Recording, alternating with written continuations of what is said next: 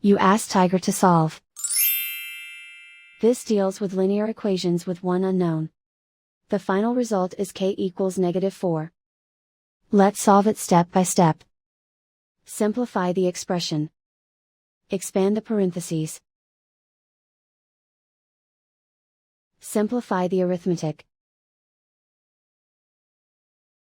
Multiply the coefficients. Group like terms. Combine like terms. Group all constants on the right side of the equation. Subtract 24 from both sides. Simplify the arithmetic.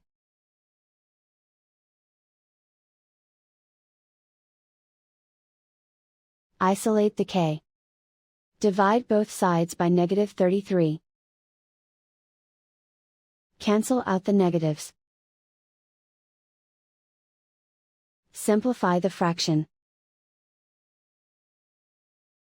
Move the negative sign from the denominator to the numerator. Find the greatest common factor of the numerator and denominator. Factor out and cancel the greatest common factor. And so the final result is k equals -4.